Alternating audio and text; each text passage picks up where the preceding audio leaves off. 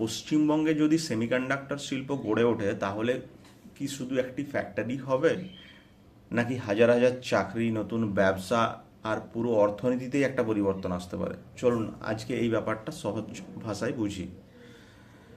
দেখুন, semiconductor factory মানে কিন্তু শুধু চিপ তৈরি হবে সেটা নয়। অনেকেই ভাবেন সেমিকন্ডাক্টর ফ্যাক্টরি মানেই শুধু চিপ বানানোর একটা কারখানা।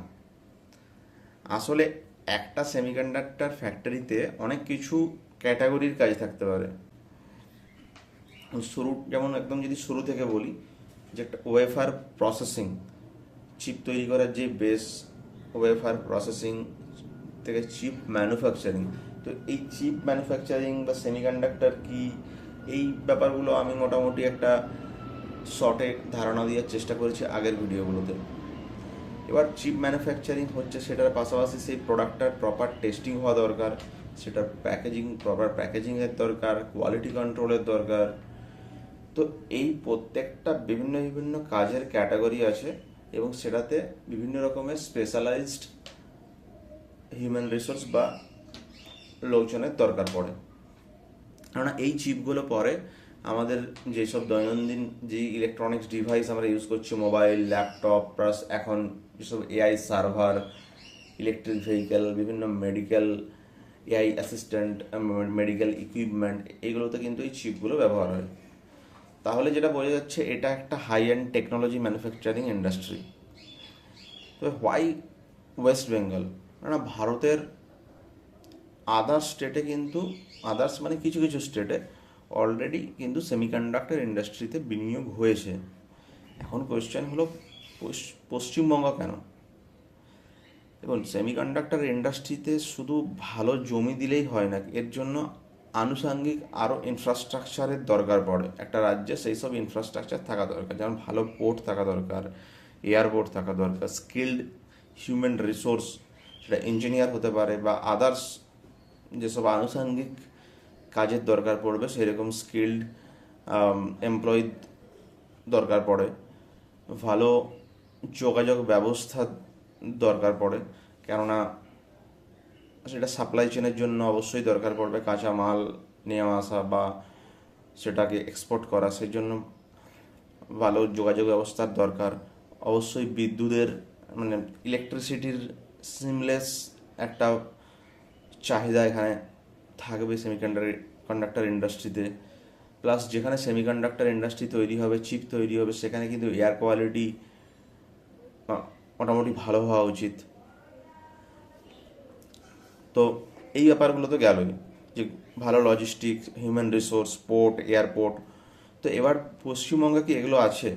দেখুন, পশ্চিমবঙ্গ হচ্ছে এমন একটা জিওগ্রাফিক লোকেশনে আছে আমাদের দেশে, ব্যবসায়ীদের জন্য কিন্তু খুবই গুরুত্বপূর্ণ এবং খুবই আকর্ষণীয় একটা জায়গা।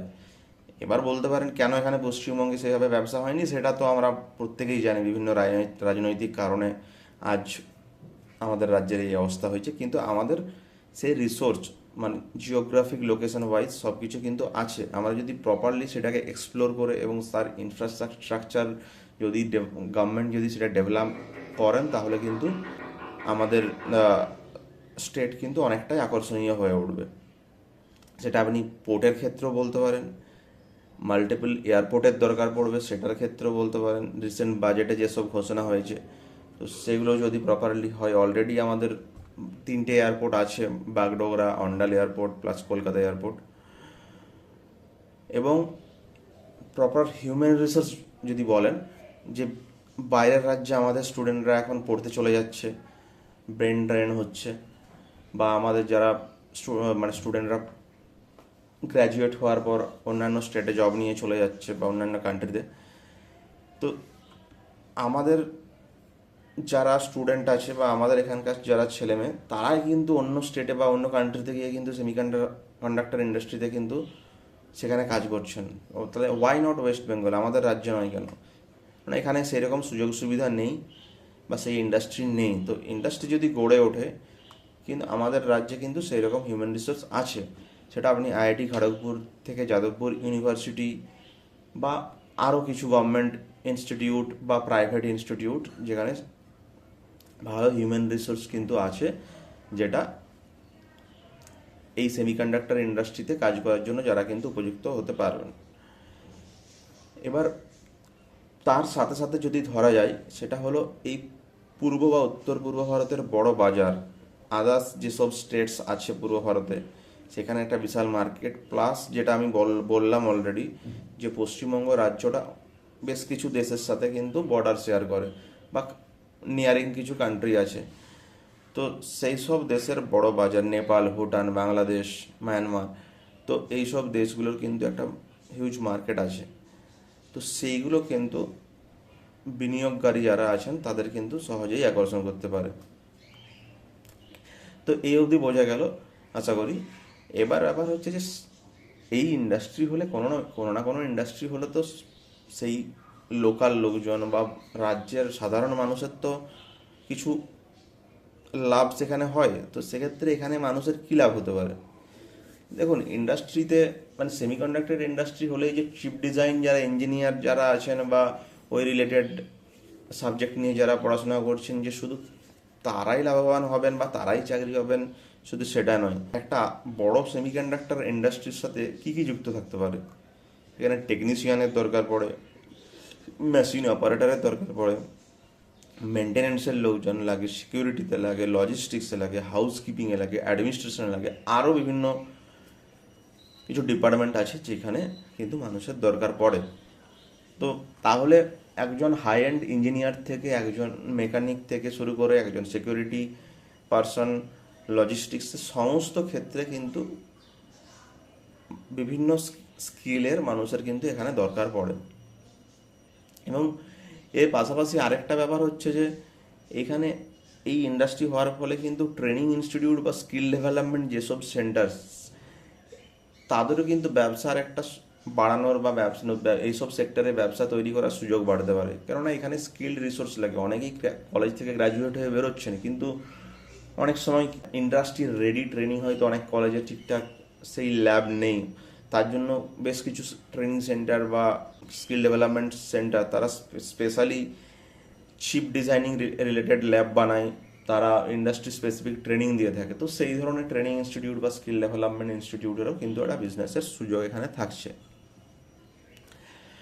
তো এইবার যেটা ব্যাপার হচ্ছে যে এই বিদেশি কোম্পানি, যেমন ধরুন আমরা শুনেছি রিসেন্ট নিউজে যে মিৎসুবিশি জাপানের যে কোম্পানি, তারা কিন্তু সেমিকন্ডাক্টর ইন্ডাস্ট্রি আমাদের পশ্চিমবঙ্গে সেট আপ করতে পারে বা তারা এখানে ভিজিট করে গেছে। এবার সেটা হয়তো ডিসকাশন ফেজে আছে গভর্নমেন্টের সাথে, সেটার প্রপার এক্সিকিউশন কবে হবে বা সেটা ডিসিশন হয়েছে কিনা সেটা জানা নেই, এখনও সেরকম আমরা শুনিনি।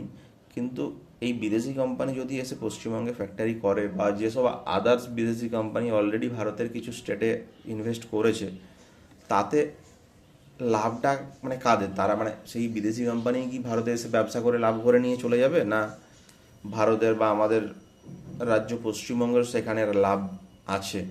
আমি দেখুন, কর্মসংস্থানের দিক দিয়ে বা এসব দিক দিয়ে তো আমি বললাম যে আমাদের এই বেনিফিট থাকতে পারে বা এই চেঞ্জেস আসতে পারে। কিন্তু আরও আদার্স একটা বিজনেস সেট আপ হওয়ার পর আরও আদার্স কী কী ব্যাপারে আমাদের লাভ থাকতে পারে, সেটা কিন্তু আমরা অনেক পরের ভিডিওতে জানব। তো আশা করছি আপনাদের ভিডিওটা ভালো লেগেছে। যদি মনে হয় যে এখান থেকে কিছু ইনফরমেশন পেলেন বা কিছু কিছু ব্যাপার আপনাদের কাছে এই ইন্ডাস্ট্রি রিলেটেড ক্ল্যারিফিকেশান আমি দিতে পেরেছি, তাহলে অবশ্যই ভিডিওটা শেয়ার করুন, লাইক করুন, চ্যানেলটা সাবস্ক্রাইব করুন। থ্যাংক ইউ, দেখা হচ্ছে পরের ভিডিওতে।